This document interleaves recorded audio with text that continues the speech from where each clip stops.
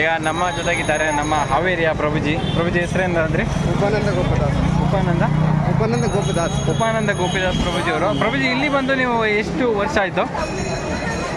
ಡೆಲ್ಲಿ ಬಂದ್ಬಿಟ್ಟು ನಾವು 10 ವರ್ಷ ಆಯಿತು. 10 ವರ್ಷ ಆಯಿತಾ? ಸೊ 10 ವರ್ಷದಿಂದ ಪ್ರಭುಜಿ ಅವರು ವಾರಣಾಸಿ ಅಥವಾ ಕಾಶಿಯಲ್ಲಿ ಇದ್ದಾರೆ.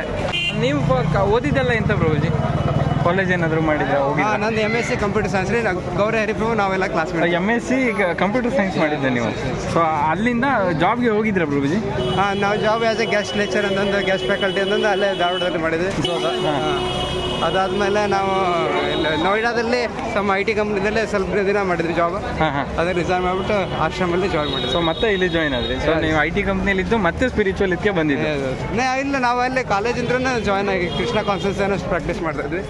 ಅದಾದಮೇಲೆ ಕಾಲೇಜ್ ಜಾಬ್ ಆದಮೇಲೆ ಜಾಬನ್ನು ರಿಸೈನ್ ಮಾಡಿಬಿಟ್ಟು ದೆನ್ ಜಾಯ್ನ್ ಆದ್ವಿ. ಯಾಕೆ ಪ್ರಭುಜಿ ಜಾಬ್ ರಿಸೈನ್ ಮಾಡಿದೆ ಅನ್ನೋದು ಕೇಳ್ಬೋದಾ? ಜೀವನದ ಲಕ್ಷ್ಯ ಇದೆ ರೀ. ಹೌದಾ? ಜೀವನದ ಲಕ್ಷ್ಯ ಇಸ್ ನಾಟ್ ಎ ಜಾಬ್. ಜೀವನದ ಲಕ್ಷ್ಯ ರಿಯಲ್ ಜಾಬ್ ಅಂದರೆ ಕೃಷ್ಣ ಭಾವನಾಮೃತ ಕೃಷ್ಣ ಭಾವನ ಅಂತ ಪ್ರಚಾರ ಮಾಡೋದು, ಎಲ್ಲರಿಗೆ ಆನಂದನೂ ಕೊಡೋದು, ನಾವು ಅಷ್ಟೇ ತಗೊಳೋದು ಏನಿಲ್ಲ. ಹೌದು. ಹಾಗಾಗಿ ದಿಸ್ ಇಸ್ ರಿಯಲ್ ಜಾಬ್.